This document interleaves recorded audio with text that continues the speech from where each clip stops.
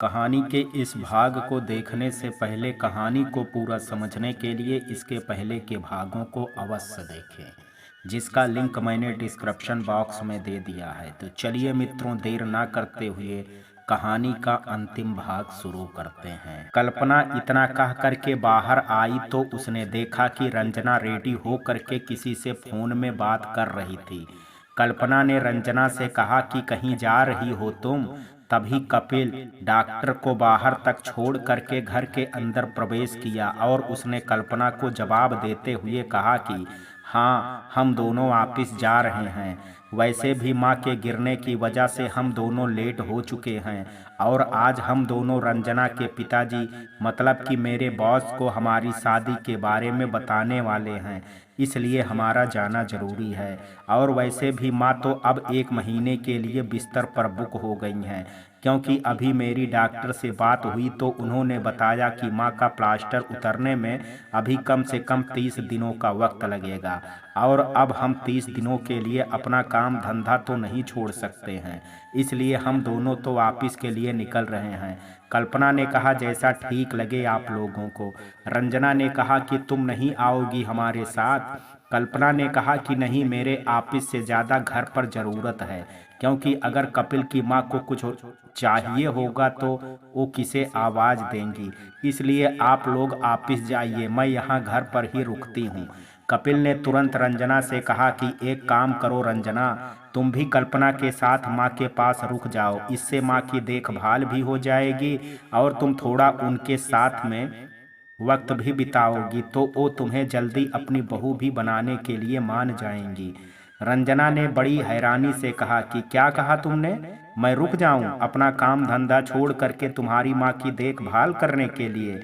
वाह कपिल, माँ तुम्हारी हैं, तुम्हें उनके पास रुकना चाहिए, तो तुम अपना पल्ला झाड़ करके दूसरों को इसमें फंसा रहे हो। मैं कहीं किसी के लिए नहीं रुकने वाली हूँ, मुझे ऑफिस में काम है, मैं जा रही हूँ वहाँ। तुमको चलना है तो चलो, वरना यहाँ रुक करके अपनी माँ की सेवा करो। कपिल को रंजना की बात सुन करके बहुत गुस्सा आया और उसने कहा कि तुम्हारा दिमाग तो ठीक है ना रंजना? तुम्हें पता है ना कि तुम मेरी माँ के बारे में बात कर रही हो और बहू बनने का शौक तुम्हें ही चढ़ा है इस घर की, तो काम भी तो तुम्हारे ही हिस्से में आएंगे। रंजना ने भी गुस्से से कहा कि शादी मेरे अकेले की नहीं होने वाली है और मैं इस घर की बहू बनना चाहती हूँ, नौकरानी नहीं। शादी हम दोनों की है तो फिर काम और जिम्मेदारी भी तो हम दोनों की ही होनी चाहिए। और वैसे भी ये माँ तुम्हारी हैं, मेरी नहीं, इसलिए तुम करो ना अपनी माँ की सेवा, दूसरों से क्यों उम्मीद कर रहे हो। रंजना और कपिल का झगड़ा आपस में बढ़ने लगा और उनकी आवाज़ भी। तभी कल्पना ने कहा कि बस करिए आप दोनों, क्यों बच्चों की तरह झगड़ा कर रहे हैं? अरे अम्मा का कमरा पास में ही है, अगर उन्होंने सुन लिया तो क्या सोचेंगी? अपना नहीं पर कम से कम उनकी उम्र का तो लिहाज करिए आप दोनों। और मैंने कहा ना कि मैं रुक जा रही हूँ, मैं उनका अकेले ध्यान रख लूंगी, आप लोग जाइए और जा करके अपना अपना काम करिए। कपिल को कल्पना की बात सुन करके बहुत ही अजीब लगा कि बताओ, एक तरफ ये अनपढ़ गंवार बहू कल्पना है, जिसे ना तो कभी मेरी माँ ने और ना मैंने ही कभी इज्जत दी और ना ही कभी प्यार, उल्टा हर वक्त मेरी माँ ने इसे गाली और मैंने तो इसे तलाक ही दे दिया। लेकिन ये औरत फिर भी मेरे और मेरी माँ के लिए अपना सब कुछ छोड़ने को तैयार है। और एक तरफ ये मेरी माँ की मॉडर्न बहू रंजना है, जिसे अपने अलावा किसी और की कोई चिंता ही नहीं है, ये जानते हुए कि एक पति को सबसे ज़्यादा खुशी तब होती है जब उसकी पत्नी अपनी सास को अपनी सास नहीं बल्कि माँ का दर्जा दे करके उनकी हर बात माने। तो ये लड़की मेरे सामने ही मेरी माँ को भला बुरा सुनाने में लगी है। कपिल को ये सब सुन करके गुस्सा तो बहुत आ रहा था, पर कल्पना भी बात सही थी कि अगर ये सब उसकी माँ ने सुन लेती तो उन्हें बहुत दुख होता, इसलिए कपिल चुपचाप वहां से चला गया। कपिल के पीछे पीछे रंजना भी चली गई। दोनों गाड़ी में बैठ गए और कपिल ने गाड़ी चलाना शुरू कर दिया। पूरा रास्ते कपिल गाड़ी चलाता हुआ बस कल्पना के बारे में ही सोचता रहा और मन ही मन कहता रहा कि क्या सच में कल्पना इतनी अच्छी और महान है, या फिर वो एक दिखावा कर रही है। पर कोई इंसान दिखावा 1 या 2 बार ही कर सकता है, पिछले 19 सालों से एक दिखावे को करना मेरी नज़रों में तो नामुमकिन है। और फिर उसे ये सब करके क्या मिलेगा? आज तक ये सब करने से उसे गाली, बेइज्जती और दुख के सिवा कुछ नहीं मिला, और अब तो उसका तलाक भी होने वाला है, तो अब अच्छा और महान बन करके उसे क्या मिलेगा। एक बार ये सब कुछ रंजना ने किया होता तो उसके पीछे की वजह भी समझ में आती, पर ये लड़की तो सच में किसी लायक नहीं है, बस खुद के बारे में ही सोचती है हर वक्त। कल्पना ने कपिल और रंजना का झगड़ा तो शांत करा दिया था, पर उसे दोनों की सोच जान करके उसे बहुत दुख हुआ कि इस घर का चिराग है और ये माँ उसकी कोई सास या सौतेली माँ नहीं बल्कि सगी माँ है, पर वो अपने काम के लिए आज उनको ही अकेला छोड़ करके चला गया। दूसरी तरफ एक औरत है जो दूसरी औरत की पीड़ा को समझना ही नहीं चाहती। वो इस घर की बहू बनना चाहती है, पर उसने तो इस घर का सदस्य बनने तक की कोशिश नहीं की।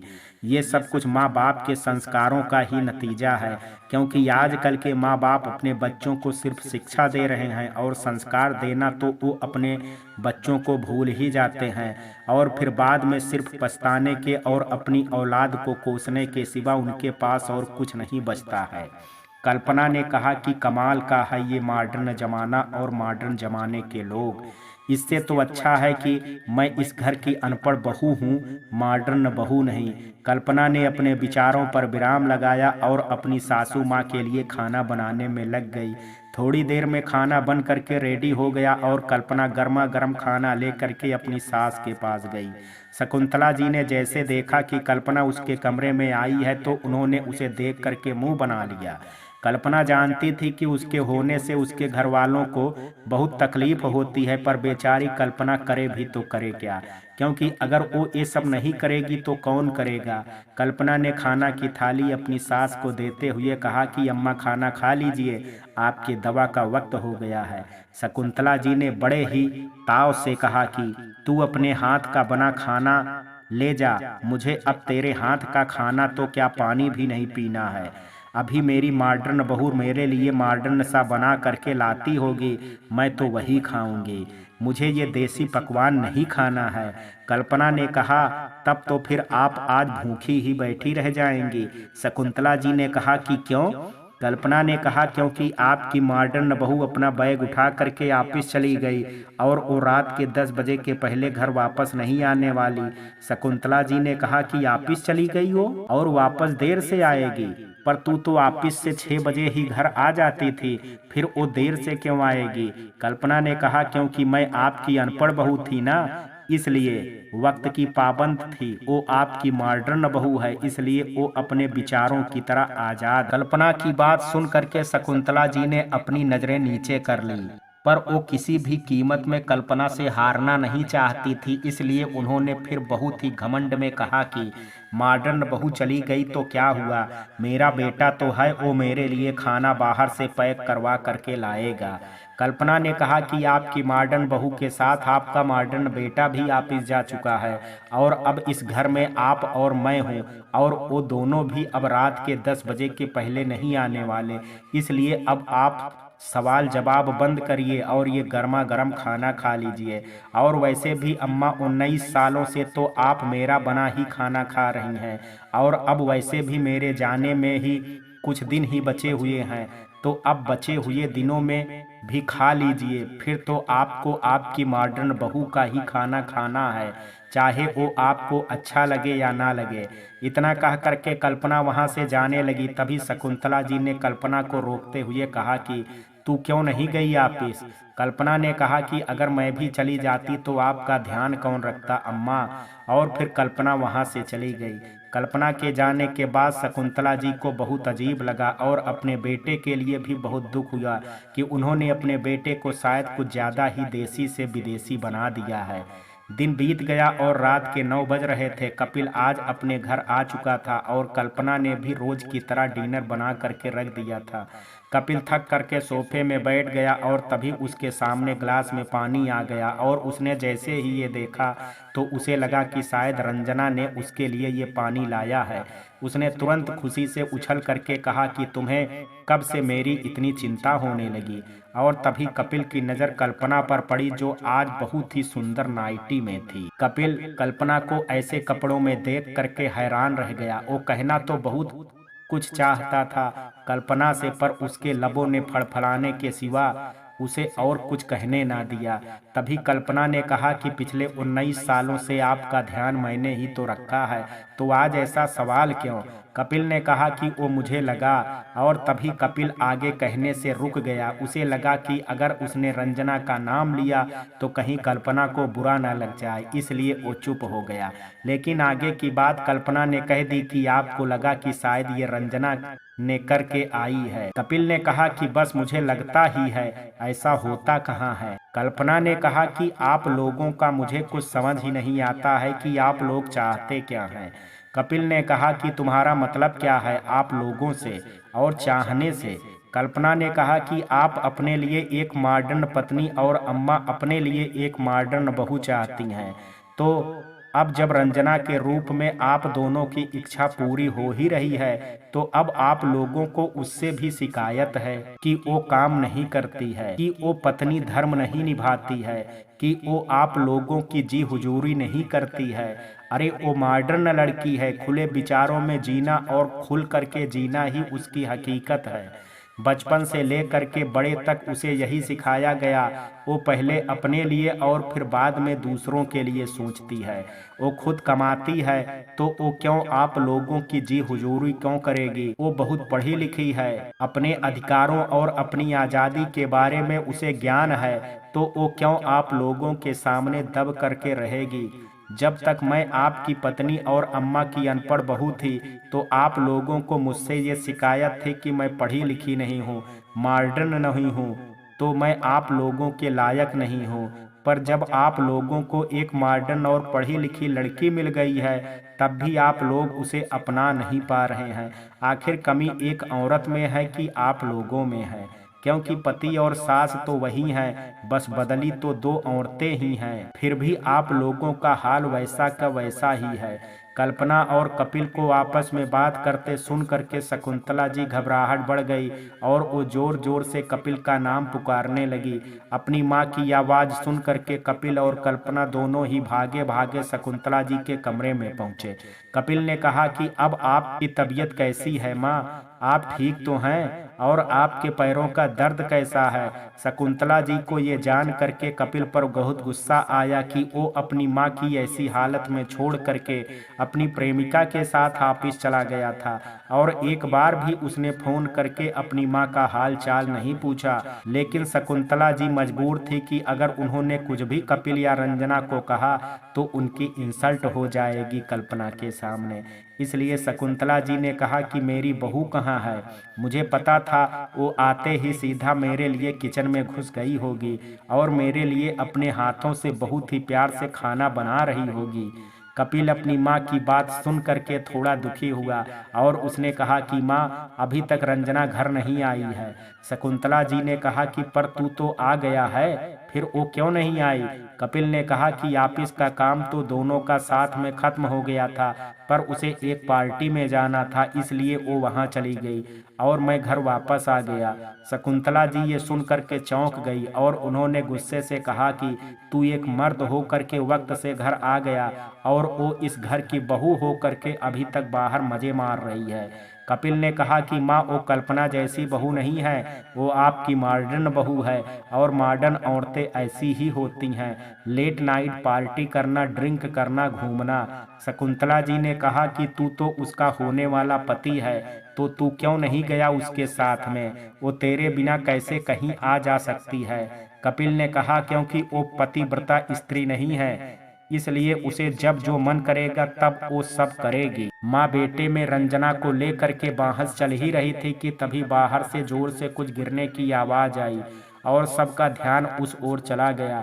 कपिल और कल्पना भाग करके बाहर वाले हाल में गए थे। उन्होंने देखा कि रंजना बहुत ही छोटे छोटे कपड़े और नशे में पूरी तरह धुत थी। उसने इतनी ज्यादा पी रखी थी कि वो ढंग से खड़ी भी नहीं हो पा रही थी, जिसकी वजह से वो हाल में रखी टेबल से भिड़ गई और नीचे गिर गई।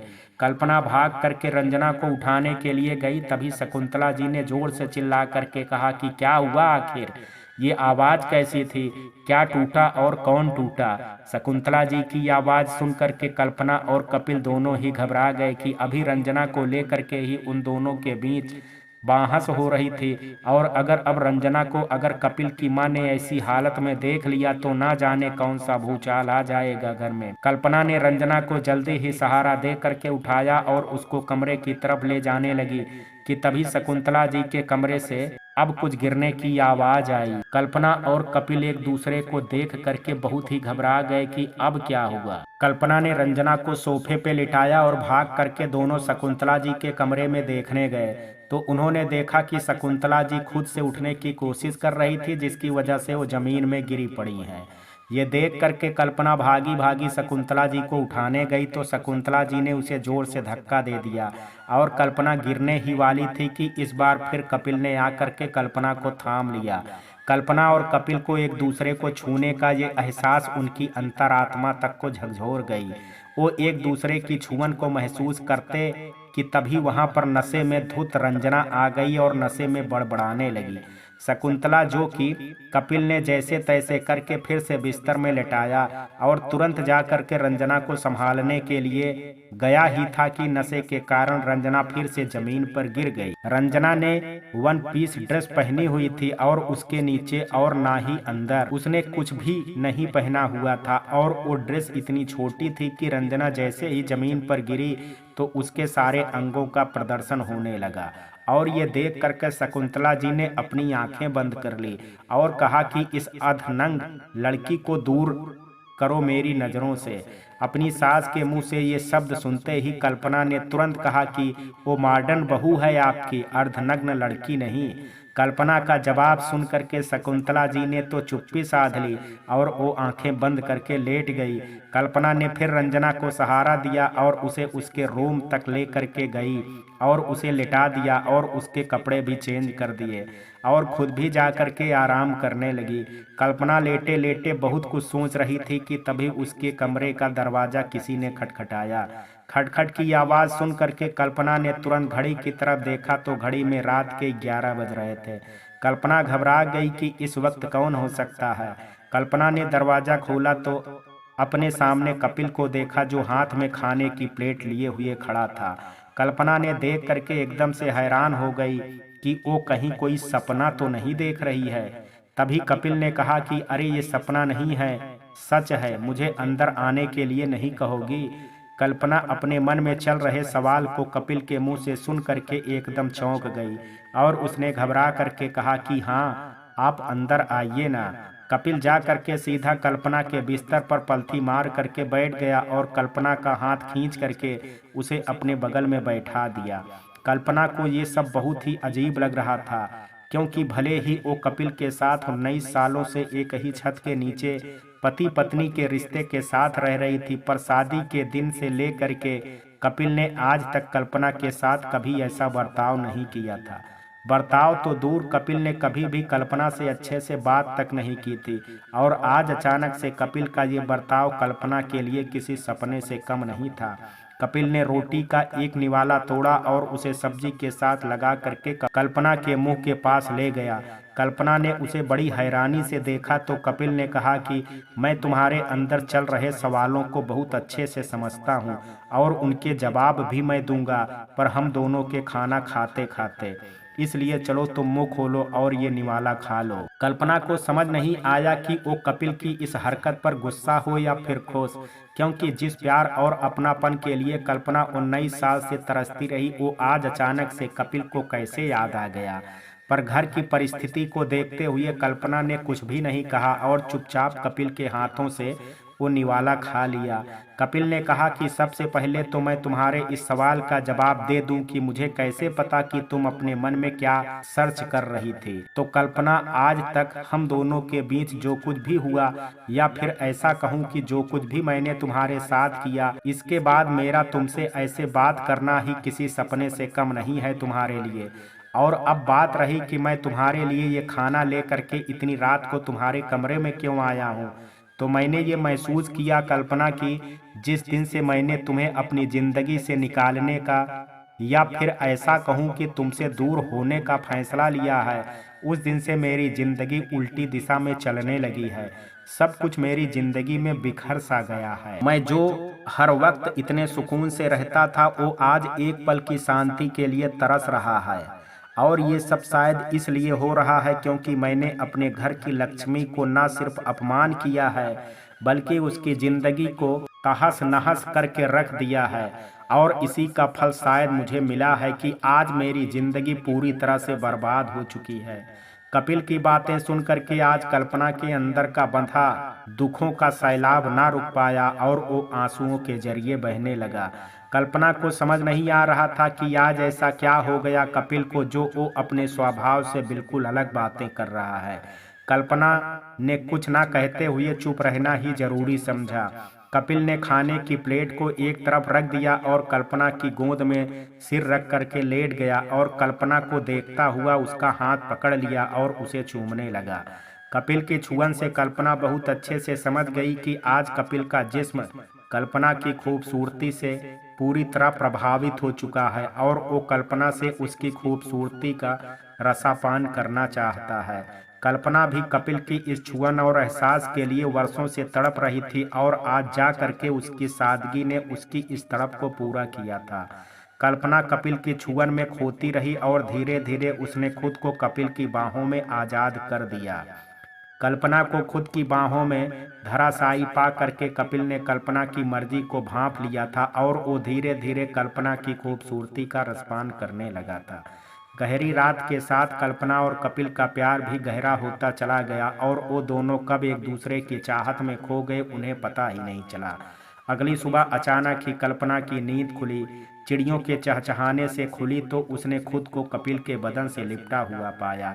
ये देख करके कल्पना बहुत हैरान हो गई कि कल रात उससे भावनाओं में बह करके न जाने कितनी बड़ी गलती कर दी है। वो घबरा करके उठी और सीधा वॉशरूम में नहाने के लिए चली गई। कल्पना जैसे ही नहा करके रेडी हो करके कपिल को जगाने के लिए आई तो कपिल ने उसे अपनी ओर खींच लिया और उसके गालों को चूमता हुआ उसके मुंह से अचानक ही रंजना का नाम निकल गया। और जब उसने आंखें खोली तो उसके सामने रंजना नहीं बल्कि कल्पना थी। कल्पना को अपनी बाहों में ऐसे देख करके कपिल की तो पूरी नींद ही उड़ गई और वो एक ही झटके में उठ करके बैठ गया। उसने तुरंत अपनी हालत देखी और कल्पना से कहा कि तुम इतनी सुबह मेरे कमरे में क्या कर रही हो। तब कल्पना ने कहा कि मैं इतनी सुबह आपके कमरे में नहीं बल्कि आप कल रात से ही इतनी सुबह तक मेरे कमरे में हैं। कल्पना की बात सुन करके कपिल चारों तरफ देखा तो उस सच में कल्पना के ही कमरे में था। उसने तुरंत अपने कपड़े पहने और वो वहां से बिना कुछ बोले ही चला गया। कल्पना को भी ये सब बहुत अजीब लगा रहा था, इसलिए उसने भी कपिल से कुछ नहीं कहा। कपिल कल्पना के कमरे से निकल करके सीधा रंजना के कमरे में गया तो रंजना अभी भी सो रही थी। कपिल ने रंजना के माथे पर किस किया और वो वहां से अपने कमरे में चला गया। कल्पना भी जल्दी जा करके सुबह के नाश्ते में लग गई। नाश्ता बन करके रेडी हो गया था और कल्पना ने कपिल और रंजना का टिफिन भी रेडी करके उसे डाइनिंग टेबल पर रख दिया और नाश्ते की प्लेट ले करके अपनी सास के कमरे में चली गई थी। कल जो कुछ भी हुआ था उसके बाद शकुंतला जी का मूड बहुत ही आप था, पर अब कल्पना के सिवा उन्हें ना तो कोई खाने के लिए पूछने वाला था और ना ही दवाई के लिए। इसलिए मन मार करके शकुंतला जी को कल्पना के हाथ का नाश्ता, खाना, पानी और दवाई खाना पड़ रहा था। थोड़ी देर के बाद कपिल भी रेडी हो करके अपनी माँ को देखने के लिए उनके कमरे में आ गया। कल रात जो कुछ भी हुआ था उसके बाद कपिल और कल्पना एक दूसरे से नजरें भी नहीं मिला पा रहे थे। वो एक दूसरे को अनदेखा करने की कोशिश कर रहे थे। कल्पना शकुंतला जी को नाश्ता खिला ही रही थी कि तभी रंजना वहां पर आई और उसने कल्पना से कहा कि तुम क्या आज भी हमारे साथ ऑफिस नहीं जा रही हो। कल्पना ने कहा कि मैंने एक हफ्ते की छुट्टी ली है ऑफिस से। रंजना ने बड़ी हैरानी से कहा कि तब तो तुम्हारी सैलरी कट जाएगी अगर तुम इतने दिन काम पर नहीं जाओगी तो। कल्पना ने कहा कि कम से कम अम्मा तो ठीक हो जाएंगी ना, और माँ के ठीक होने से ज़्यादा मेरे लिए और कुछ भी नहीं है। रंजना ने कहा कि तुम कपिल की माँ के लिए इतनी परेशान क्यों हो, और फिर अब तुम इन्हें अम्मा भी कह रही हो। अरे ये तुम्हारी माँ नहीं है। कल्पना ने गुस्से से रंजना से कहा कि किसी की तो माँ है और माँ तो माँ होती हैं, फिर चाहे वो कपिल की हूँ या फिर मेरी हो। रंजना ने कहा कि अच्छा ठीक है, पर तुम्हारे बॉस यानी कि मेरे पापा काम को लेकर के इतनी बड़ी लापरवाही कभी बर्दाश्त नहीं करेंगे और तुम्हें नौकरी से भी निकाल देंगे। कल्पना ने कहा तो कोई बात नहीं, नौकरी करना मेरी कोई मजबूरी नहीं बल्कि अपनी आत्मनिर्भरता के लिए उठाया गया कदम है।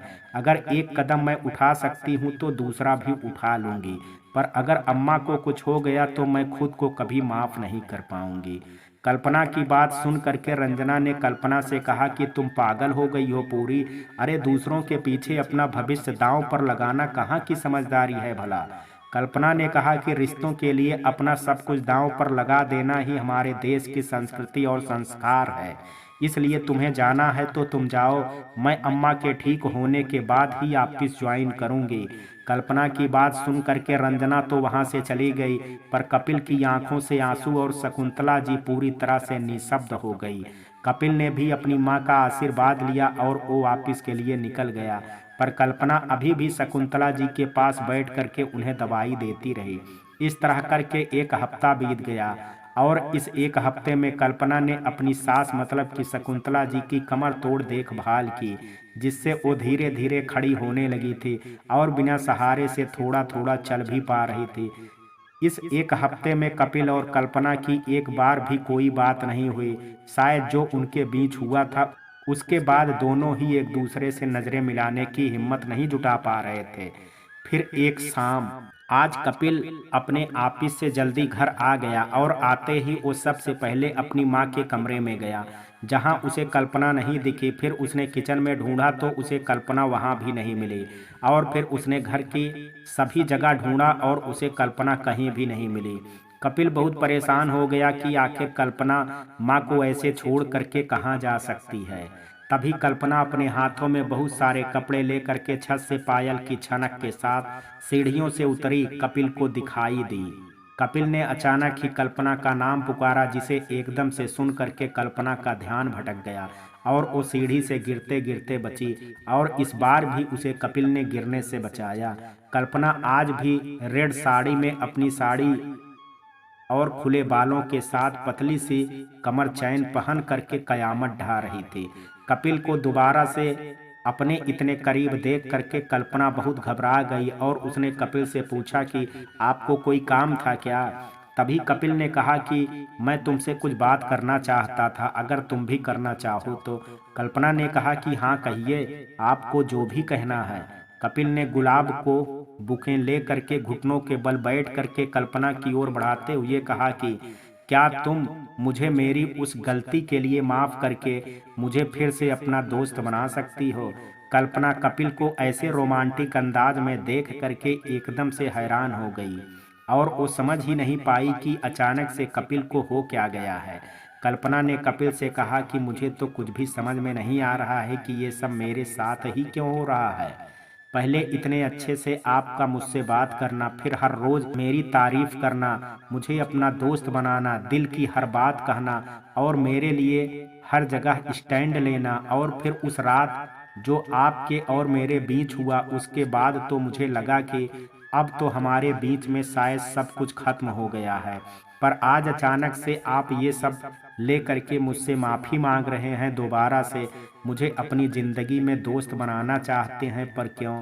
कपिल ने कहा कि शायद जो हमारे बीच में हुआ उसके बाद सब कुछ खत्म नहीं हुआ, वहीं से असली शुरुआत होती है रिश्ते की। कल्पना ने कहा आपका मतलब।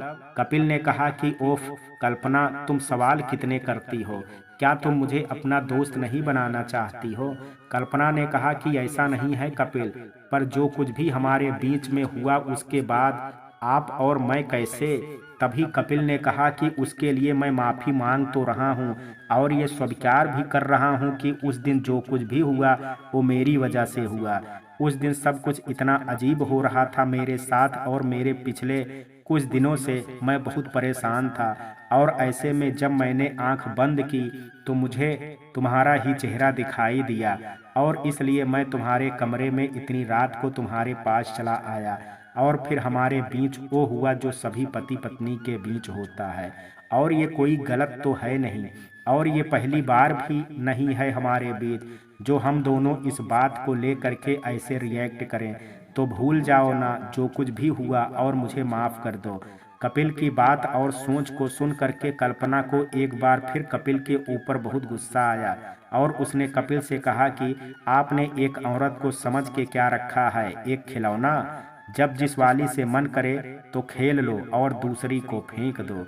अरे औरत हैं हम और हमारे अंदर एक पुरुष से ज्यादा भावनाएं और जज्बात होते हैं। आप उन्हीं जज्बातों को अपनी इतनी घटिया सोच से तौल रहे हैं। होता होगा ये दूसरे देशों में कि पत्नी अपने पति से तलाक ले करके उसके साथ दोबारा से सो जाए, पर हमारे यहाँ तलाक के बाद भी पति वो पति नहीं रहता जिसके साथ औरत 7 जन्मों के वादे और 7 फेरे लेती है। और आप कह रहे हैं कि हमारे बीच ये कौन सा पहली बार हुआ है? अरे जब हमारे बीच ये सब होता था तब हम पति पत्नी के एक खूबसूरत से रिश्ते में बंधे थे और तब मुझे आपके इस धोखे और प्रेम के बारे में कुछ पता नहीं था।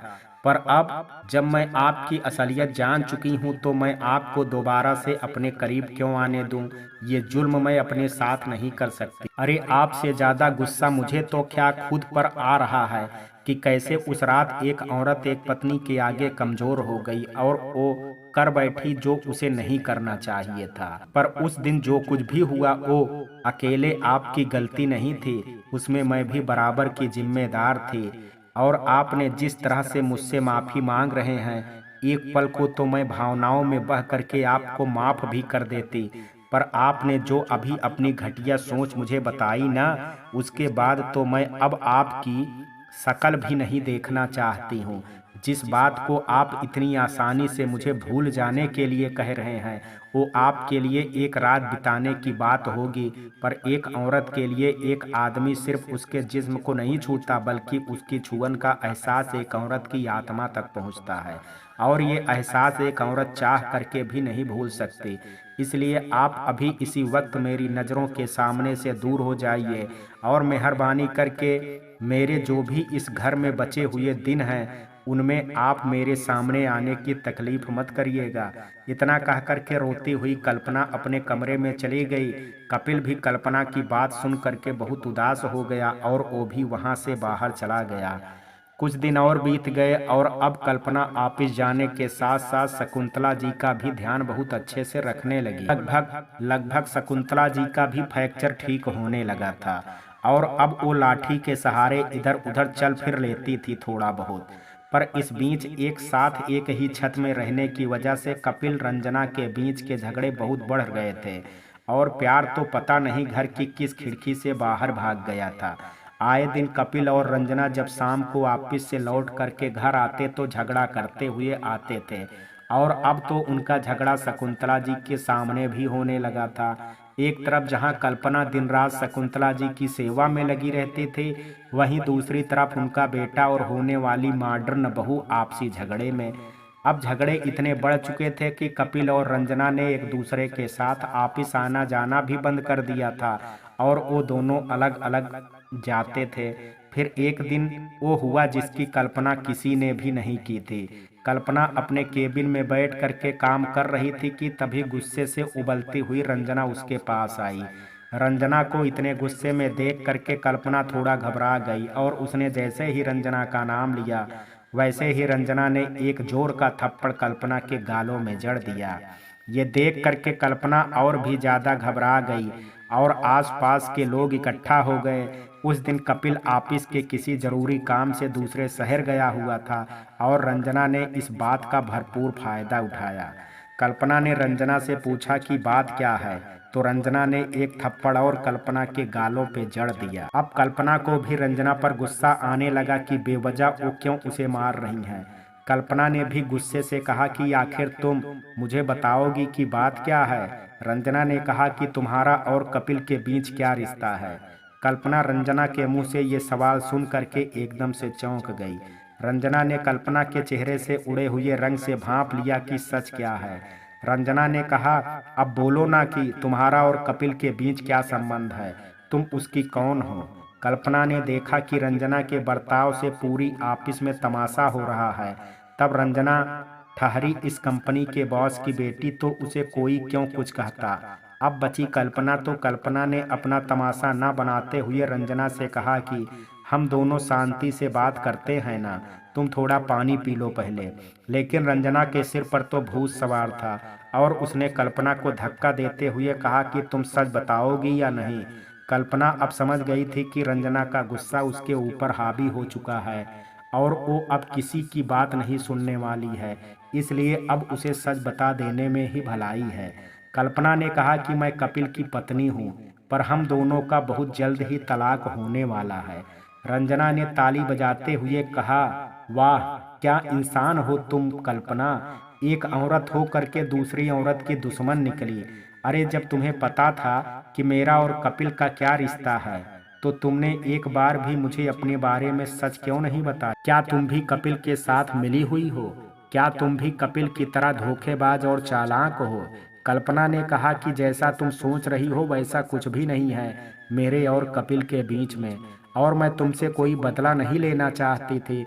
बस जब मुझे भी कपिल ने ये बात बताई तो मुझे भी बहुत गुस्सा आया, पर जब उनके लिए मेरा होना ना होना मायने ही नहीं रखता, तो फिर मेरे जिंदा होने से भी क्या फर्क पड़ता है? रंजना ने कहा कि फर्क पड़ता है, तुम अभी भी उसके साथ उसी के घर में रह रही हो, और अगर तुम्हारा होना ना होना मायने नहीं रखता, तो कपिल तुम्हारे लिए ये हीरे की अंगूठी क्यों लाता? कल्पना ने कहा कि हीरे की अंगूठी? पर कपिल ने मुझे ऐसा कुछ भी नहीं दिया है। रंजना ने कहा, दिया नहीं है पर देने वाला था, ये देखो मुझे उसके केबिन से मिला है। रंजना ने अंगूठी कल्पना को दिखाते हुए कहा। कल्पना ने कहा, तो ये कहाँ लिखा हुआ है कि इस अंगूठी पर कि ये मेरे लिए कपिल ने लाई है? वो तुम्हारे लिए भी तो ला सकते हैं। रंजना ने तुरंत अपनी 10 उंगली पर वो अंगूठी पहन करके कल्पना को दिखाया और कहा कि बताना मेरे लिए आई अंगूठी मेरे नाप की क्यों नहीं है? कल्पना ने कहा कि हो सकता है कपिल से नाप में कोई गलती हो गई हो और इसलिए उन्होंने सोचा हो कि वो सही साइज ही बनवा करके देंगे तुम्हें। रंजना ने कल्पना की बात पर हंसते हुए कहा कि कपिल पिछले 2 सालों से मेरे साथ सो रहा है, मेरी पैंटी का साइज क्या है ये तक वो जानता है, और तुम अंगूठी की बात कर रही हो। रंजना की बात सुन करके कल्पना को बहुत बुरा लगा और उसने रंजना से कहा कि देखो तुम गलत समझ रही हो, जब कपिल तुम्हारा और तुम कपिल की हो, मैं बस तलाक होने तक उनके घर में हूँ, उसके बाद मैं उनके घर और उनकी जिंदगी दोनों से दूर चली जाऊंगी। प्लीज तुम भी ये बात अब यहीं खत्म कर दो और ये तमाशा भी। रंजना ने कहा कि तमाशा तो अब होगा, और वो भी कपिल के घर में। वो मुझे तुम नहीं समझेगा कि तुम्हारी जैसी बेचारी औरत अपने पति के अत्याचार सह करके भी चुप रहती है। मैं आज की मॉडर्न लड़की हूँ, मैं कपिल की उसकी नानी याद दिला दूंगी। इतना कह करके रंजना गुस्से से वहां से चली गई। उसके पीछे कल्पना भी गई कि कहीं उसकी वजह से कपिल और रंजना के बीच कोई झगड़ा ना हो जाए। रंजना को गुस्से से घर में आता हुआ देख करके शकुंतला जी बहुत घबरा गई और उन्होंने रंजना से कहा कि क्या हुआ है, तू इतने गुस्से में क्यों है? रंजना का दिमाग वैसे भी कपिल और कल्पना के झूठ की वजह से खराब था, ऊपर से शकुंतला जी उसे आए दिन किसी न किसी बात पर ताने मारती रहती थी, और आज तो पानी सर के ऊपर से चला गया था रंजना के। इसलिए रंजना ने गुस्से से शकुंतला जी से कहा कि तू चुप कर बुढ़िया, ये सब कुछ तेरी वजह से ही हो रहा है। जब देखो मेरे और कपिल के बीच में घुस जाती है और जब देखो मेरे पीछे पड़ी रहती है, मरने की उम्र में गुल खिलाने में पीछे नहीं है। और कहते कहते कल्पना के कमरे में चली गई। रंजना को अपने लिए ऐसा बोलते हुए सुन करके शकुंतला जी की आंखें भर आई और उन्होंने मन में सोचा कि मैंने कल्पना के साथ न जाने कितने ताने कसे, कितने ही झगड़े उसके और कपिल के बीच कराए, यहाँ तक कि उसे और उसके मायके वालों को कितनी गंदी गंदी बातें बोली, पर कल्पना ने आज तक मुझे अम्मा के सिवा और कुछ भी नहीं कहा, और ये तो सीधा बुढ़िया बोल करके चली गई और मैं कुछ कर भी नहीं पाई। सच में वक्त में बहुत ताकत होती है, ऐसे ऐसे दिन भी दिखाता है जो इंसान की कल्पना से भी परे होता है। कुछ देर के बाद कपिल भागा भागा घर आया तो उसने अपनी माँ से रंजना के बारे में पूछा तो उसकी माँ ने कहा कि वो बहुत गुस्से में कल्पना के कमरे की तरफ गई है। कपिल जैसे ही कल्पना के कमरे की तरफ जाने लगा कि तभी रंजना एक सूटकेस ले करके बाहर आई। अब तक कल्पना भी घर पहुंच चुकी थी। कपिल ने रंजना को देखा और कहा कि क्या हुआ, क्या कर रही हो तुम ये सब। रंजना ने हंसते हुए कहा, तो तुम्हें बता दिया तुम्हारी उस कल्पना ने और तुम भागे भागे यहाँ चले आए। कपिल ने पहले बहुत प्यार से रंजना को अपनी बात समझाने की कोशिश की। उसने कहा कि मुझे नहीं पता रंजना कि तुम्हें ये सब बात किसने बताई है कि कल्पना और मैं पति पत्नी हैं, पर इसमें कल्पना की कोई गलती नहीं है। ये सब कुछ मेरा किया धरा है। और फिर तुमने जा करके कल्पना को सबके सामने थप्पड़ मार दिया। रंजना ने हंसते हुए कल्पना की तरफ देखा और कहा कि देखा कल्पना, तुम कह रही थी ना कि तुम्हारे पति कपिल को तुम्हारे मरने या जीने से कोई फर्क नहीं पड़ता है, तो देखो कैसे उसको ये खबर मिली कि उसकी प्रेमिका ने उसकी पत्नी को थप्पड़ मारा है, तो कैसे अपनी पत्नी के लिए अपनी प्रेमिका से लड़ने चला आया। और कपिल, तुम्हें क्या लगता है कि मैं उम्र में तुमसे छोटी हूँ तो मेरा दिमाग भी छोटा ही होगा? अरे आज जब मैं तुम्हारे केबिन में अपने डैड को ले करके तुमसे मिलवाने के लिए गई तो वहाँ मुझे तुम्हारे टेबल पर ये हीरे की अंगूठी दिखी, जिसे देख करके मैं खुशी से उछल पड़ी कि शायद आज तुम मुझे शादी के लिए प्रपोज करने वाले हो। यही बात जब मैंने अपने डैड को बताई तो उन्होंने मुझे तुम्हारे और कल्पना के पति पत्नी होने का सारा सच बताया। और जब मुझे यकीन नहीं हुआ तो उन्होंने कहा कि तुम खुद ही जा करके कपिल से सारा सच पूछ लो। डैड के जाने के बाद जब मैंने वो रिंग अपनी पहनी तो मेरे साइज की थी ही नहीं, और जब मैंने उसे कल्पना की उंगली की नाप की रिंग से मिलाया तो दोनों का परफेक्ट साइज था। वो तो उस दिन कल्पना आटा लगाते समय अपनी अंगूठी किचन में ही रख करके भूल गई थी, और जब मैं वहां पर पानी पीने के लिए गई तो मैंने उठा ली कि कल्पना को जा करके दे दूंगी और फिर ध्यान से निकल गया। लेकिन आज मुझे ये बात समझ आई कि जब भी जो होता है अच्छे के लिए होता है। अगर उस दिन मैं कल्पना को ये अंगूठी देना नहीं भूलती तो मुझे कभी ये सच पता ही नहीं चलता। कपिल ने कहा कि मैं मानता हूँ रंजना, मैंने तुम्हारे साथ गलत किया है, पर यकीन करो मैंने जो भी किया है वो तुमसे प्यार करने की वजह से किया है। रंजना ने कहा कि चुप करो तुम, प्यार कौन सा प्यार? अरे भले मैं विदेश में पली बढ़ी हूँ पर हूँ तो मैं अपने देश की, और मुझे पता है कि हमारे देश में प्यार का मतलब किसी की भावना के साथ खेलना या उनका मजाक उड़ाना नहीं होता, बल्कि उससे निस्वार्थ प्रेम करना होता है। और कपिल, तुमने आज मुझे मेरे देश के लोगों पर भी शक करने के लिए मजबूर कर दिया। अरे जब मुझे मेरे पहले पति से धोखा मिला तो मुझे लगा कि विदेश में तो होता ही ऐसा है, जहाँ यहाँ के मर्द आज इसके साथ तो कल उसके साथ। इसलिए मैंने अपने पति को छोड़ दिया और अपने देश लौट आई, ये सोच करके कि अगर मैंने अपने देश के किसी लड़के से प्यार किया तो वो मेरी आंखों में आंसू भी नहीं आने देगा। पर मैं यहाँ भी गलत साबित हुई कपिल। तुम्हारी और तुम्हारे धोखे की वजह से मुझे अब यहाँ के भी लोगों पर भरोसा नहीं रहा। मैं मानती हूँ कि मेरी सोच जैसे हजारों मर्द इस देश में और दुनिया में भी होंगे, पर तुम जैसे लोगों की वजह से ये देश ये दुनिया बदनाम हो गई है। सच कहूँ तो तुम ना तो मेरे और ना ही अपनी पत्नी के लायक हो, क्योंकि तुमने किसी के साथ भी वफा नहीं निभाई है।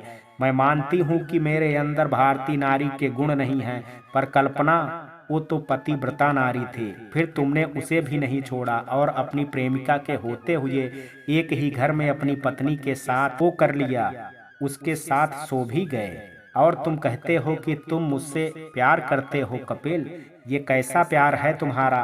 कपिल, जो एक रात अपनी प्रेमिका के साथ और अगली रात अपनी पत्नी के साथ बीतता है। सच बताना, ये उस रात बस तुम दोनों के बीच हुआ था या फिर तलाक की आड़ में तुम दोनों रोज ही ये सब करते हो? रंजना की इतनी अश्लील बातें सुन करके शकुंतला जी ने तो अपने कानों में हाथ लगा लिया।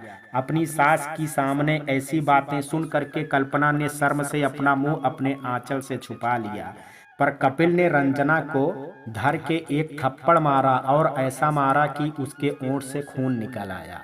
लेकिन रंजना को ये बर्दाश्त नहीं हुआ और उसने कपिल को धक्का देते हुए कहा कि तुम्हारी हिम्मत कैसे हुई मुझ पर इस कल्पना की वजह से हाथ उठाने की।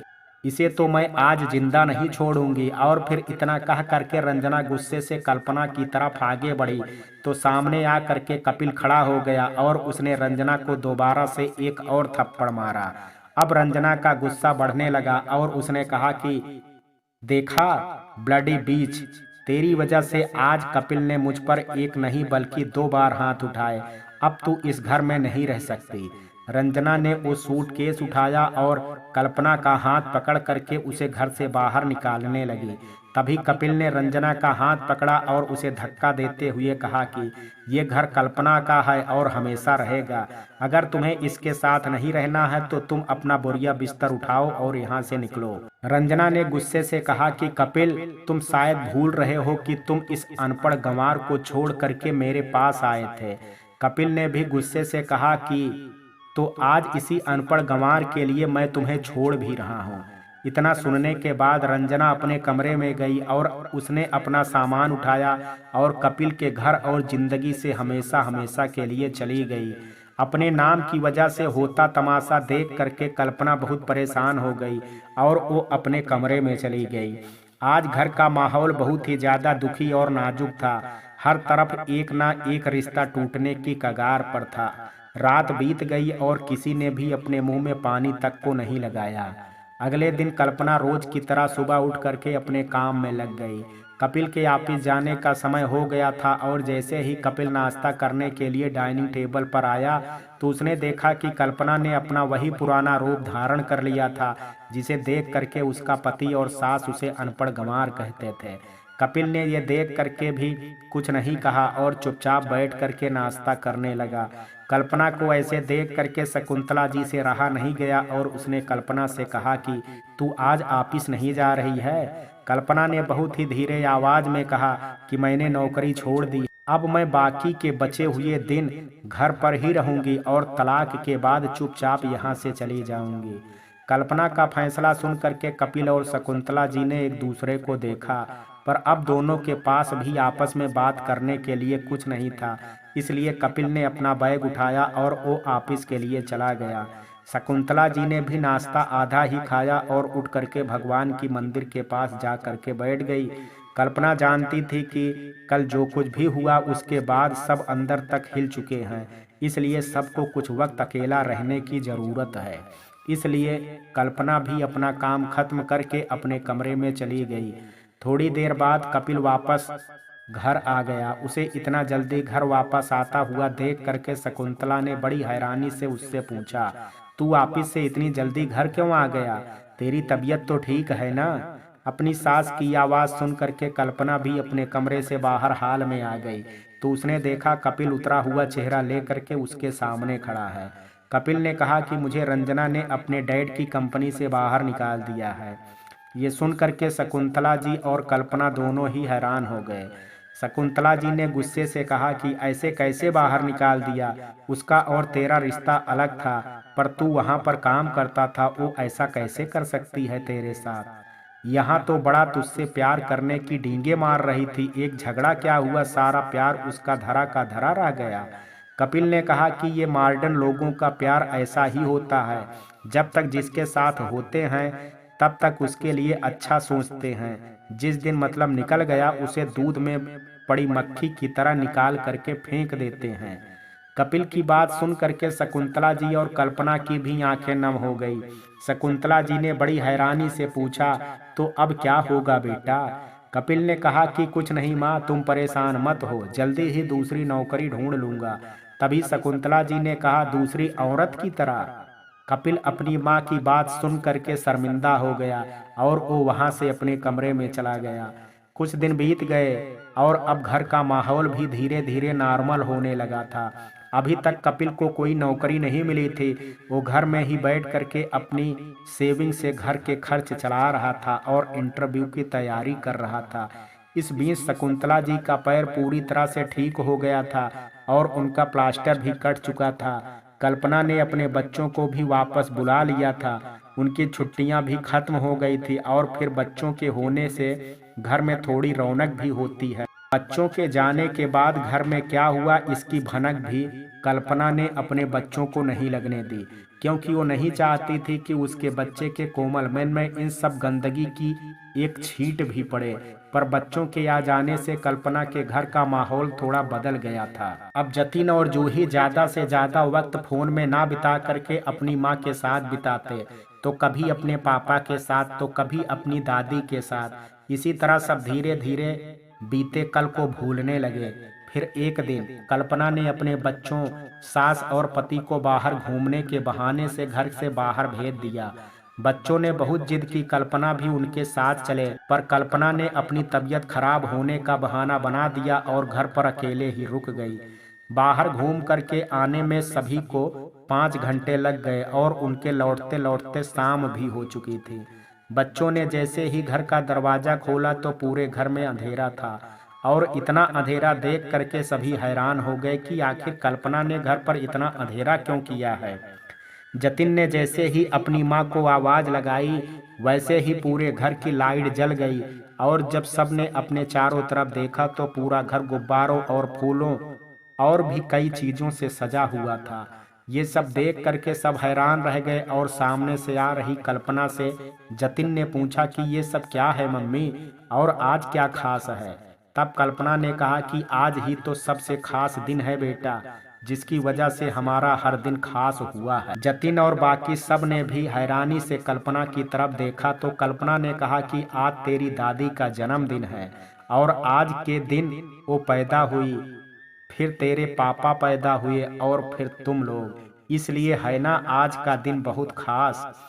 जतिन, जूही और कपिल तीनों ने ही एक साथ शकुंतला जी को जन्मदिन विश किया, और कपिल ने कहा कि मुझे तो याद ही नहीं था कि माँ का आज जन्मदिन है।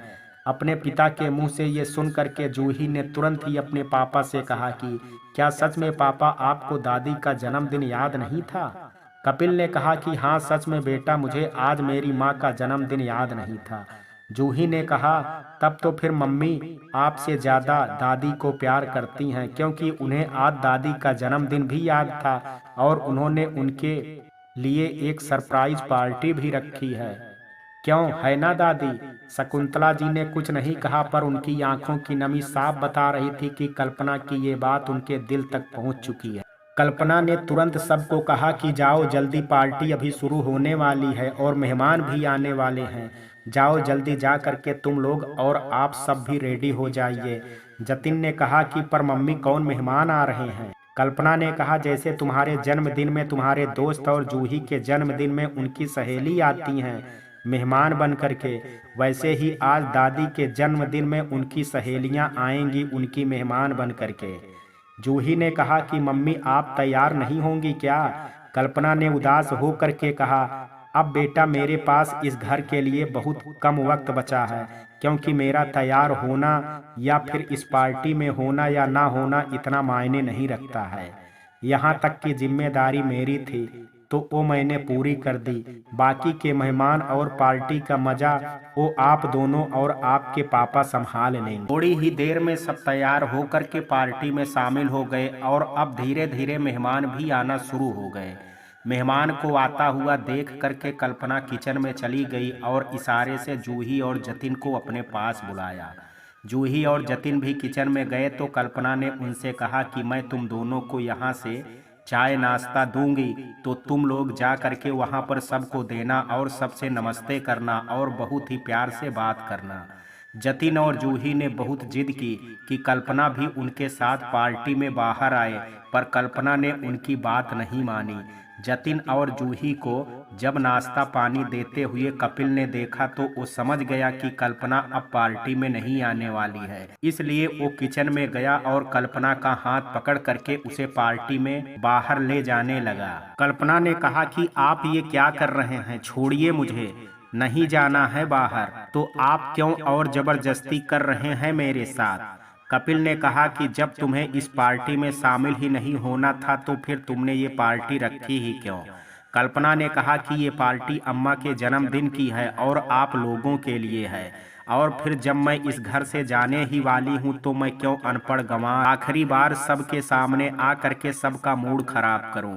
कपिल ने कल्पना का हाथ छोड़ दिया और बहुत ही प्यार से कहा कि क्या पता तुम्हारे इस देसी स्टाइल से आज की पार्टी में चार चांद लग जाएं और सबका मूड भी अच्छा हो जाए। इतना कह करके कपिल वहां से चला गया और कल्पना कपिल की बात सोचने लगी। थोड़ी ही देर में शकुंतला जी के सामने जतिन और जूही ने केक लाया और उसे काटने की जिद करने लगे, लेकिन शकुंतला जी ने केक काटने से इनकार कर दिया और इधर उधर देखने लगी। किसी को समझ में नहीं आया कि आखिर शकुंतला जी ऐसा क्यों कर रही हैं। पर जैसे ही शकुंतला जी ने कल्पना को तैयार हो करके पार्टी में आता हुआ देखा तो उनके चेहरे की उदासी खुशी में बदल गई। कल्पना उनके पास आई और पैर छू करके अपनी सास का आशीर्वाद लिया। कल्पना आज भी अपने पुराने लुक में थी, सादी सी साड़ी और चेहरे पर सादगी। अब मोहल्ले की आई औरतों ने शकुंतला जी से कहना शुरू कर दिया कि हम सब ने कितने प्यार से आपके जन्मदिन पर आपके लिए केक लाया है और आप हैं कि उसे काटने से ही मना कर रही हैं। तभी कल्पना ने कहा कि अपने जन्मदिन की खुशी में हम दूसरों की खुशियां या जिंदगी छीनने का अधिकार नहीं है। सब औरतें हैरान हो गई और उन्होंने कहा कि तुम कहना क्या चाहती हो, हमने इस केक को लाने में किसका खून कर दिया है। कल्पना ने कहा कि मेरी बात आपको सुनने में बहुत अजीब लग रही होगी, पर यह सच है कि आपने हमारी अम्मा का जन्मदिन मनाने के लिए किसी का खून कर दिया है। अब मैं आप सबको बताती हूँ कि वो कौन है। आप सभी जानते हैं कि जो केक बनता है वो अंडे को मिला करके बनता है और उस अंडे में भी किसी की जान होती है। अगर इस केक को बनाने के लिए उस अंडे को नहीं तोड़ा जाता तो कुछ दिनों में उसमें एक नन्ही सी जान निकलती और वो इस खूबसूरत सी दुनिया को देखती। तभी एक औरत ने कहा कि तुझे क्या पता कि ये केक से अंडे से बना है या नहीं। कल्पना ने भी पलट करके कहा कि आपको कैसे यकीन है कि दुकान वाले ने आपको सच बोला है कि ये केक अंडे से नहीं बना है।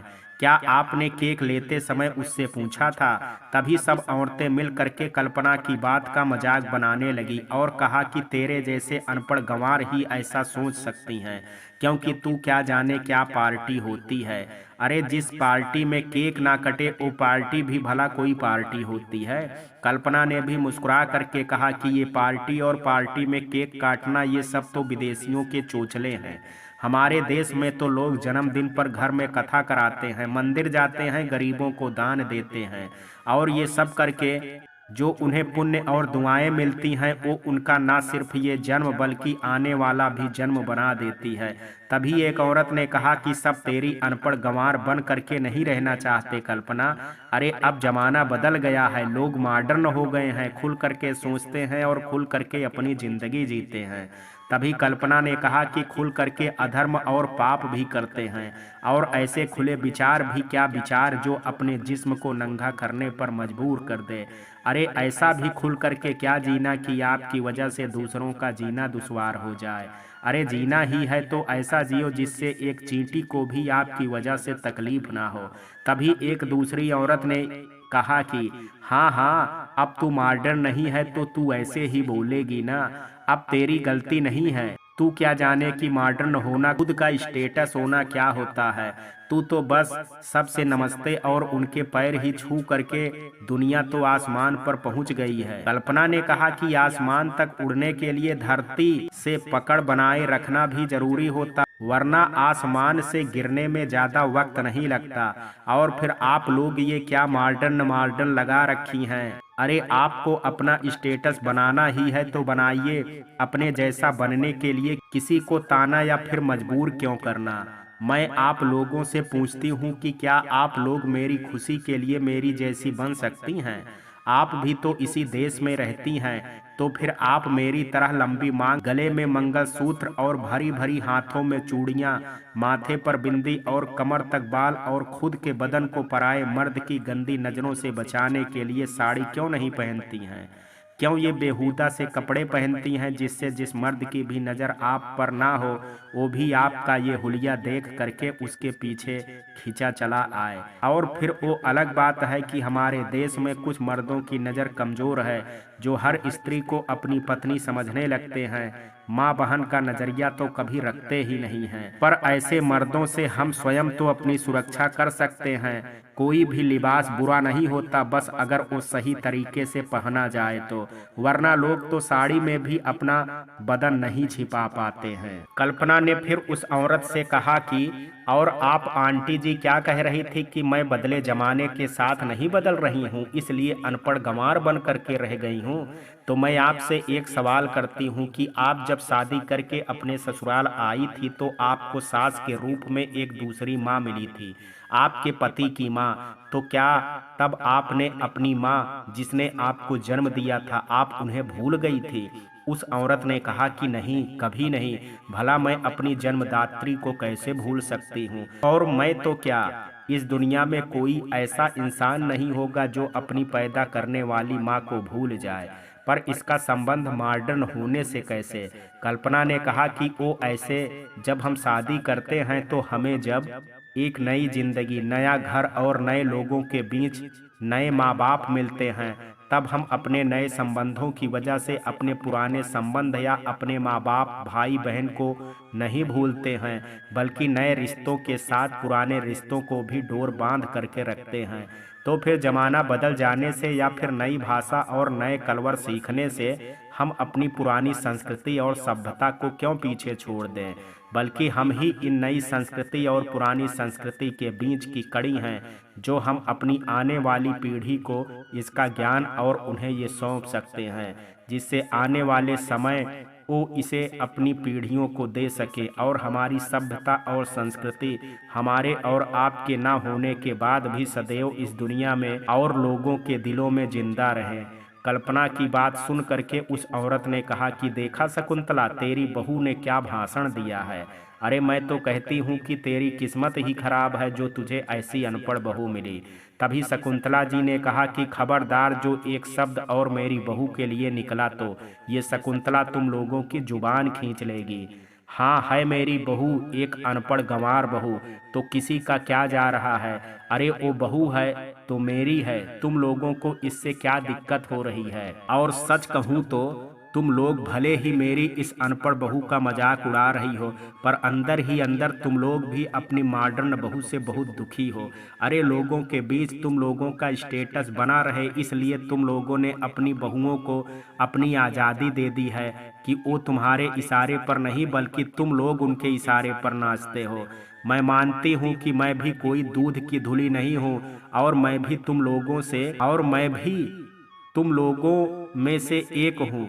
पर अब जब मैंने अपनी बहू के उन गुणों को देखा है जिसे मैंने देख करके भी हमेशा अनदेखा किया, तो अब मुझे मेरी ये अनपढ़ बहू ही चाहिए।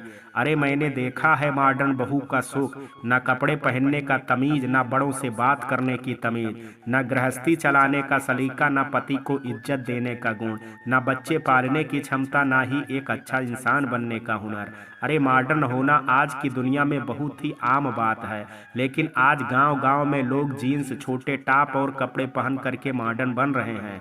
छोटे छोटे बाल कटवाने में, इंग्लिश में बात करने से, सिर्फ खुद के बारे में सोचने से और स्टाइलिश दिखने से एक मॉडर्न बन जाना बहुत ही आम बात है। अगर बनना ही है तो एक भारतीय नारी बन करके दिखाओ, जो अपने से बड़ों की इज्जत करे, उनका मान सम्मान और उनका कहना माने, जो अपने पति को अपना परमेश्वर मान करके उसके सिवा कभी किसी पराये मर्द की तरफ नजर भी ना उठाए, जो गर्मी की गर्मी और ठंडी की ठंड सह करके अपने पूरे श्रृंगार के साथ अपने परिवार वालों के लिए खाना पकाए, जो सुबह शाम अपनी मधुर आवाज से भगवान को भजन गाए, जो अपने बच्चों को सही रास्ता दिखाए, जो खुद के बारे में ना सोच करके पहले दूसरों के बारे में सोचे, जो अपनी मान मर्यादा को अपना दायित्व समझे, ना कि अपने पैरों की बेड़ियों, और जो वक्त आने पर अपने पति, सास और बच्चों को सबक सिखाने का हुनर जानती हो, वो भारतीय नारी बनना बहुत मुश्किल है। अरे मुझे गर्व है कि कल्पना में एक भारतीय नारी होने के ये सारे गुण हैं। फिर भले ही चाहे लोग उसके इस गुण की वजह से उसे अनपढ़ बहू कहें, या मुझे तो अपने सातों जन्म के लिए यही मेरी अनपढ़ बहू ही चाहिए। शकुंतला जी की बात सुन करके कपिल, जतिन और जूही सबके ही चेहरों पर खुशी आ गई और कल्पना तो अपनी सास के गले लग करके फूट फूट करके रोने लगी। शकुंतला जी ने फिर सभी को अपने घर से राम राम कह करके जाने के लिए कह दिया और कल्पना से सूजी का हलवा बना करके ठाकुर जी को भोग लगाया और अपने हाथों से कल्पना को खिलाया और कल्पना से अपने बुरे कर्मों के लिए माफी मांगी। जिस पर कल्पना ने अपनी सास को अपने सीने से लगाया और कहा कि अम्मा, बड़ों का हाथ हमेशा छोटे के सामने उनकी गलती पर मारने या फिर उन्हें आशीर्वाद देने के लिए उठना चाहिए, उनसे माफ़ी मांगने के लिए नहीं। इतने खुशी का माहौल देख करके कपिल कल्पना के पास आया और उसने कल्पना से कहा कि मैं जानता हूँ कल्पना कि मैंने तुम्हें बहुत दुख और तकलीफ दी है और आज एक मेरी माँ ने जो कुछ भी तुम्हारे साथ किया है उसका भी जिम्मेदार मैं ही हूँ, क्योंकि मैंने भी तुम्हारी कभी इज्जत और मान सम्मान नहीं किया तो मेरे घर वाले क्या करते। और फिर तुम्हारे लिए अनपढ़ होने का पहला शब्द मेरे ही मुंह से निकला था, जिसके बाद तुम्हें हर किसी ने अपने रिश्ते के हिसाब से, किसी ने अनपढ़ बहू तो किसी ने अनपढ़ माँ की पदवी दे दी। पर कल्पना, अब मुझे मेरी गलती का एहसास हो गया और तुमसे प्यार भी, इसलिए तुम्हारी माफ़ी का हकदार मैं भी हूँ। इसलिए पुराना सब कुछ भूल करके हम दोनों एक नई शुरुआत करते हैं और सब खुशी खुशी मिल करके रहेंगे। बस कल्पना, तुम मुझे माफ़ कर दो और अभी हमारे तलाक होने में भी वक्त है, मैं वकील से बात कर लूँगा, फिर हमारा तलाक भी नहीं होगा। कल्पना ने कहा कि आपकी बात खत्म हो गई तो मैं जाऊँ, अम्मा और बच्चे मेरा इंतजार कर रहे हैं। कपिल ने कल्पना का जवाब सुन करके कहा कि कल्पना, क्या तुम मुझे माफ़ नहीं करना चाहती हो या फिर तुम मेरे साथ नहीं रहना चाहती हो? कल्पना ने कहा कि एक ही शब्द मैं आपसे कितनी बार कहूँ कि हम औरतें हैं, आप मर्दों के खेलने वाला खिलौना नहीं। उस दिन आपने उस एक रात को भूल जाने की बात कही और आज आप 19 सालों की बात भूलने के लिए कह रहे हैं। अरे कपिल, आप ऐसा सोच भी कैसे सकते हैं कि कोई भी इंसान अपनी जिंदगी के 19 सालों को भूल जाए कि जब एक औरत शादी करने अपने माँ बाप का घर छोड़ करके जिस पति के भरोसे आई थी, उस पति ने उसके साथ कैसा बर्ताव किया। भूल जाए कि जब वो पहली बार माँ बनने वाली तो उसके पति ने अपनी माँ के साथ मिल करके उस औरत की क्या दुर्दशा की थी। भूल जाए वो औरत की जिस पति की वो एक प्यार भरी नज़र के लिए सबके ताने, सब दुख सहती रही, वो पति उससे कोई मतलब नहीं रखता था। भूल जाए कि एक पत्नी के सम्मान की रक्षा का वचन लेने वाला पति कैसे कभी घर वालों के सामने तो कभी बाहर वालों के सामने अपनी पत्नी को अनपढ़ गंवार कह करके उसका मजाक उड़ाता था। भूल जाए कि उस पति ने कैसे मेरे बच्चे के मन तक में मेरे लिए नफरत पैदा कर दी थी कि उनके प्यार के लिए मैं पल पल तड़पती रही। कैसे भूल जाऊं कि एक पति ने अपनी मर्यादा भंग करके एक दूसरी औरत के साथ ना सिर्फ एक रात बल्कि 2 सालों में ना जाने कितनी रातें रंगीन की होंगी। कैसे भूल जाऊं कि उसी पति ने उस औरत को मेरे ही घर पर मेरे ही सामने ला करके खड़ा कर दिया। कपिल, आपके लिए वो 19 साल बस कुछ साल थे जिन्हें भूल जाना आपके लिए आसान होगा, पर वो 19 साल मेरी जिंदगी का हिस्सा थे, हैं और हमेशा रहेंगे। मैं चाह करके भी कभी उन्हें अपनी जिंदगी से नहीं निकाल सकती, क्योंकि उन 19 सालों में इस कल्पना ने कितना कुछ सहा है और जिसकी आप कभी कल्पना भी नहीं कर सकते हैं। इसलिए मैं आपसे तलाक तो नहीं लूंगी और आपके साथ इसी घर पर रहूंगी, पर सिर्फ तब तक जब तक कि मेरे बच्चे अपने पैरों पर नहीं खड़े हो जाते और अम्मा जब तक इस घर में सांस ले रही हैं। उसके बाद मैं आपके साथ एक ही छत के नीचे कभी नहीं रह सकती। उसके बाद हमारे सिर की छत भी अलग और हमारे रास्ते भी अलग हो जाएंगे। इतना कह करके कल्पना अपने चेहरे पर झूठी मुस्कान ले करके अपने बच्चों और अपनी सास के पास चली गई और कपिल खुद के कर्मों के बारे में सोच करके दुखी होता रहा कि शायद कल्पना ने उसके साथ सही किया, क्योंकि वो किसी भी औरत के लायक नहीं है।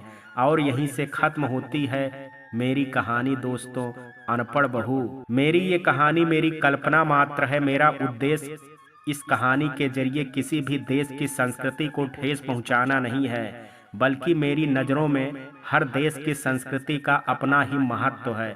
पर मैं अपनी इस कहानी के माध्यम से अपने लोगों को अपने देश की संस्कृति से जोड़ना चाहता हूँ, क्योंकि वो चाहे जहाँ भी जाएं, जहाँ भी रहें, पर अपने देश की संस्कृति और सभ्यता को बनाए रखें। जिस भी भाषा को वो पसंद करें, अपनी मातृभाषा का हमेशा ही सम्मान और उसे बोलने में शर्म ना करें, क्योंकि यही हमारे देश की पहचान है। और ऐसा जरूरी नहीं कि हिंदी बोलने वाला अनपढ़ या गंवार होता है, बल्कि ये उसका अपनी मातृभाषा के प्रति प्रेम भी होता है। पर फिर भी इस कहानी को सुनाते हुए मुझसे कोई त्रुटि हो गई हो तो मैं सभी से हाथ जोड़ करके माफी चाहता हूँ और आप सब मुझे क्षमा करें। तो मित्रों, ये कहानी आपको कैसी लगी, आप अपनी राय मुझे कमेंट बॉक्स में जरूर दीजिएगा। वीडियो पसंद आया हो तो वीडियो को लाइक शेयर, अगर चैनल पर पहली बार विजिट कर रहे हैं तो कृपया चैनल को सब्सक्राइब करना ना भूलें। कल मिलते हैं एक नई कहानी के साथ, तब तक के लिए जय हिंद, जय भारत।